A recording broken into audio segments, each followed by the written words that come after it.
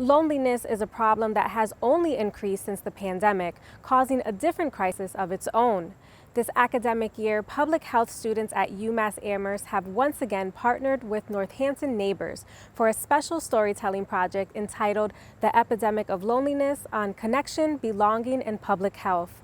The course, which is led by Professor Gloria DiFulvio, connects students with elders in the community to participate in documented conversations that in turn lead to a strengthened bond and community engagement. The seed for this class began actually before the pandemic, just about the time of the pandemic. I had read this book by Dr. Vivek Murthy, who's our current Surgeon General. The book is called Together, The Healing Power of Social Connection. And he was talking about how globally we are in a really loneliness pandemic where people are more disconnected for a variety of reasons, whether it's disconnection because of refugee status, disconnection because of losing home, disconnection because of aging. And in public health, a really central part of health is that social connection, that feeling of belonging, that sense that you matter in the world. And so I felt like it was a very important class to add to our curriculum in public health. And as I thought about, we can sit in a classroom and talk about these issues, but really the opportunity to connect and to actualize that connection was key to feeling like I wanted that to be a central part of the class.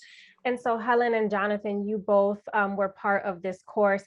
Tell me what interested you in taking part in this project? Well, I found that there was even more to it than Gloria mentioned.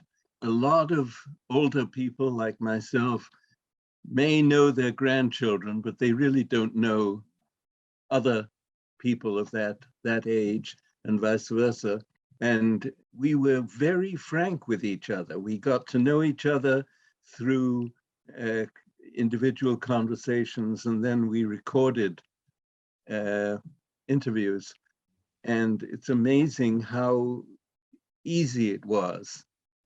And even for us old folks who don't know quite how to work Zoom and all that kind of thing, it was the young people who fixed us up. And I think Gloria's idea would work with law students, it would work with all kinds of students, not just nursing students. Yeah, and for me as well, before I took this class, I was a bit hesitant about first taking this class and being a part of this intergenerational project because I couldn't figure out how these two connections or these two generations could come together and connect and find common ground. I never got the chance to know my own grandparents, so I didn't even have a glimpse of how that could work. However, as I got through the project and learning and meeting my partner, I realized that we weren't all so different. We connected on not only our individual experiences of loneliness and being in part of this world, we also connected on things like, gardening, for example, or music or travel. It's like I was talking to a friend that I've known for a long time. And I realized a lot about myself and my personal belonging on this, this big earth. So tell me a little bit about how the course works, because I know that there's some academics that are tied to it, and then you bring in the storytelling aspect that connects the Northampton Neighbors.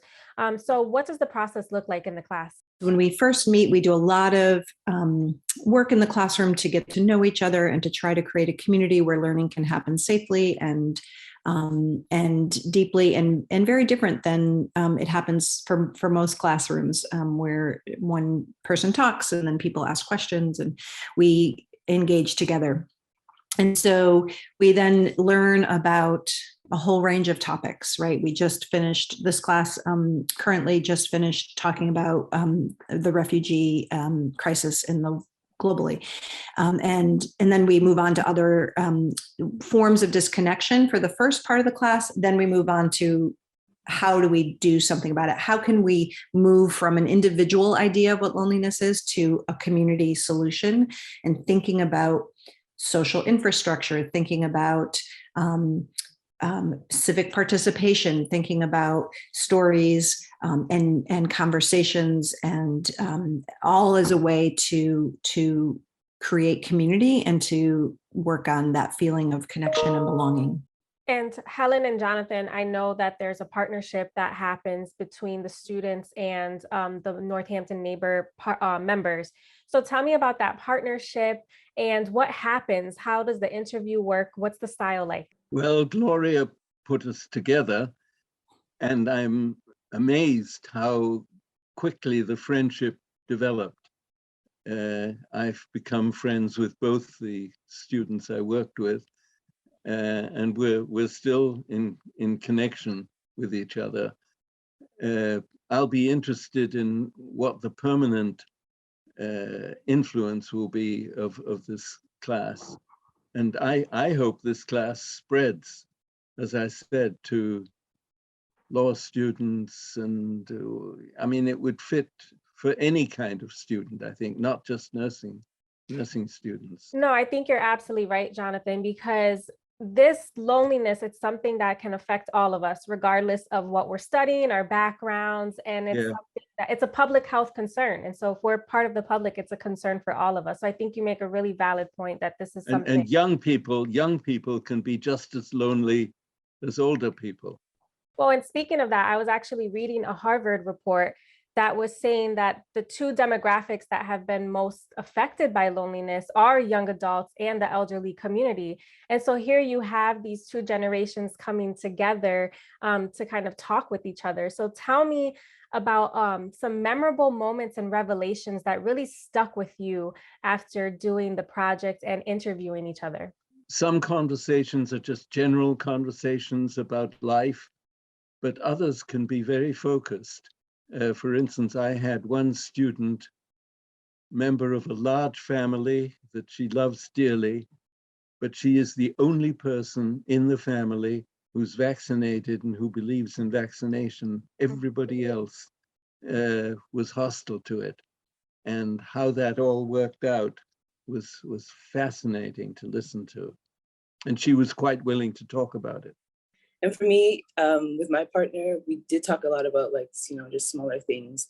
But during that time, during the spring semester, we had some situations going on with UMass Amherst and the Black community specifically. And so it was hard to verbalize that in a way, but my partner really pulled it out of me to really talk about it in a comfortable way, where I was like, I had to come back and realize even though this is still happening and it's sad and it's horrible, that I still belong here and that I can still find peace and belonging. It tears me up, but I still find belonging here, even though the rest of the world may not feel like may not feel like I do belong.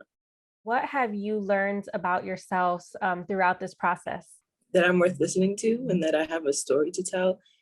Sometimes it's hard to reflect on your life and figure out how something so small in your life could become something so big. Or before I thought stories were about, you had to have wisdom or age to tell a story, but a good story can come from anything. And I realized that even though, like I said before, this big world and that there's so much going on, that there's still people who want to listen to you, and there's people who still care to learn about who you are and the stories that you have to tell, and that you belong in some sort of space, whether that's a small space or a community, or that you belong and that you're connected to. There's so many people who want to be connected to you, and there's people that care to be connected. And lastly, we were talking about loneliness affecting us all. And so what message would you all want to share with others about connecting and having that sense of belonging with each other? What tips would you want to share with people? We live in a very hyper individualistic society that tells us we have to do it alone, that these great individuals throughout history did it alone, and really they didn't do it alone. We can't do it alone. We are a community. Community matters. We need to care about one another, and there are lots of ways to do that. And getting involved in your community really matters, and we need to remember that we actually exist communally.